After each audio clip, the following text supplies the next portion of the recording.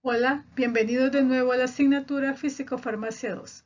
Continuando con la temática, veremos ahora las dispersiones coloidales.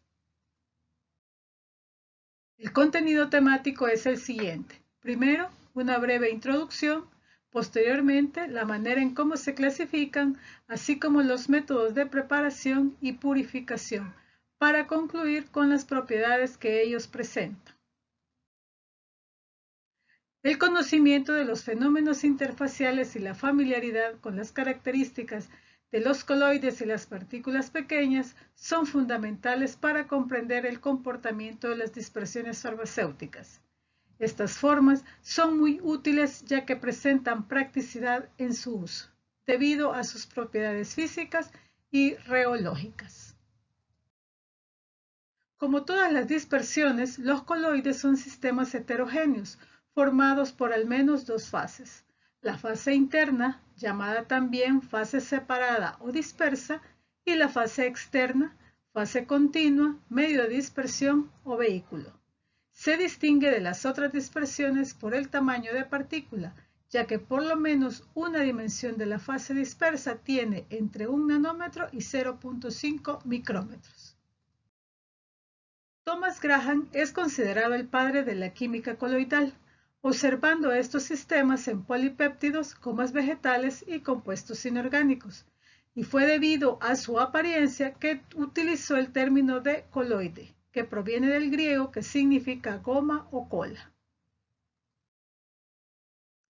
Con respecto a la clasificación de las dispersiones coloidales, tenemos dos maneras de realizarla, basándonos en el estado de la materia que conforma la dispersión y la basada en la interacción entre la fase dispersa y el medio de dispersión.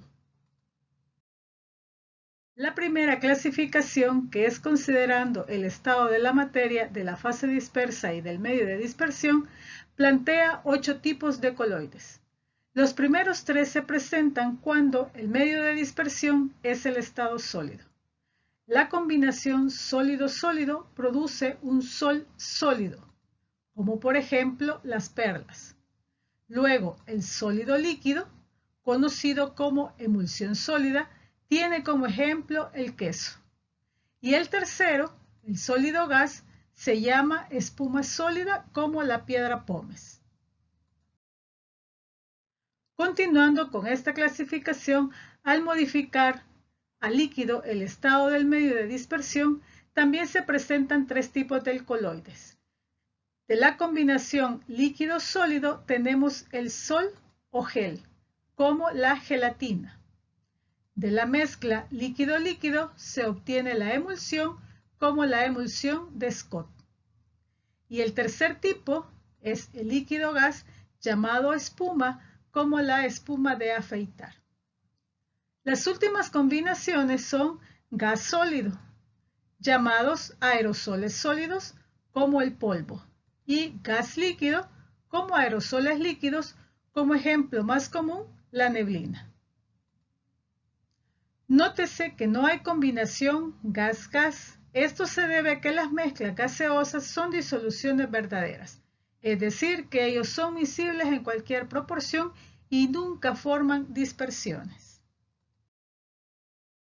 La clasificación basada en la afinidad de interacción entre ambas fases, la cual fue formulada por Wolfgang Ostwald, contempla 3 tipos: dispersiones coloidales liófilas, que significa que las partículas dispersas tienen afinidad por el medio de dispersión.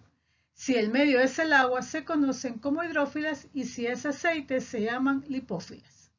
El segundo tipo, las dispersiones coloidales liófobas, las partículas tienen poca afinidad por el medio de dispersión y podemos tener las hidrófobas. Y las anfifílicas o coloides de asociación contienen en su estructura grupos hidrófobos y lipófilos.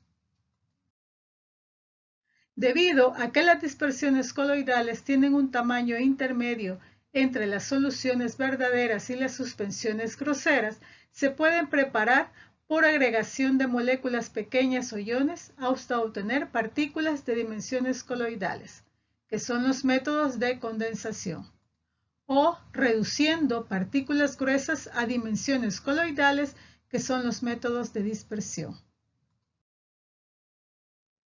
La mayoría de coloides presenta impurezas de bajo peso molecular disueltas en el solvente, las cuales pueden ser eliminadas por medio de membranas con abertura de poro menores que las partículas coloidales. Las variantes que tenemos de los métodos de purificación son membrana coloidal, diálisis, filtración y ultrafiltración. La mayoría de membranas utilizadas son derivadas de la celulosa. Las propiedades de los sistemas coloidales se dividen en 4 grupos: las ópticas, cinéticas, viscosimétricas y eléctricas. Veremos primero el que corresponde a las propiedades ópticas, como el efecto Faraday-Tyndall, el cual puede utilizarse para distinguir las dispersiones coloidales de las disoluciones verdaderas. Y dispersión de la luz. Esta propiedad depende del efecto Faraday-Tyndall y es ampliamente usada para determinar los pesos moleculares de los coloides. Continuando con las propiedades cinéticas que presentan estos sistemas, son 3. La sedimentación, que es la precipitación de las partículas dispersas por efecto de la gravedad. La velocidad de sedimentación de partículas esféricas está dada por la ley de Stokes, planteada por George Gabriel Stokes en 1851. Para acelerar el proceso de sedimentación se hace uso de una ultracentrífuga, la cual aplica una fuerza de gravedad superior a la normal. La difusión. Movimiento espontáneo de las partículas desde una región de mayor concentración a una de menor concentración hasta que las concentraciones de los sistemas sean uniformes. 3. El movimiento browniano, planteado por Robert Brown y fundamentado matemáticamente por Albert Einstein. Se define como el movimiento errático debido a las colisiones de las moléculas entre ellas mismas y entre las paredes de los recipientes que las contienen. Ahora veremos las propiedades viscosimétricas. La mayoría de las dispersiones heliófobas tienen viscosidades no mucho mayores que las del vehículo líquido, mientras que la de las liófilas son varios órdenes de magnitud mayor que la viscosidad del solvente. Los estudios de viscosidad pueden proporcionar información sobre el peso molecular y forma de las partículas coloidales. Una de las formas es utilizando la viscosidad intrínseca y aplicando la ecuación de Mark-Howing. La viscosidad intrínseca se obtiene a partir de los datos de la viscosidad reducida y la concentración, tal como se muestra en el gráfico. Al graficar eta sub R, eta es una letra griega, entre la concentración versus la concentración, se obtiene una línea recta, cuyo intercepto corresponde a la viscosidad intrínseca, eta entre corchetes. Al conocer el valor de la viscosidad intrínseca, se sustituye en la ecuación de Mark-Howing.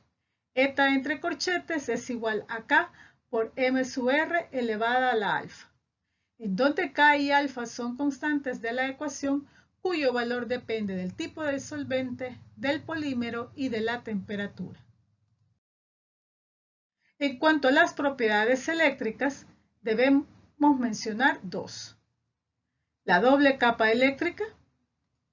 Alrededor de cada partícula se ubican cargas de diferente signo, al que presenta la partícula, y esto provee a la fase dispersa de fenómenos de atracción y repulsión. Los fenómenos electrocinéticos se refiere a la movilidad de las partículas al aplicarles un campo eléctrico. Gracias por su atención y hasta la próxima.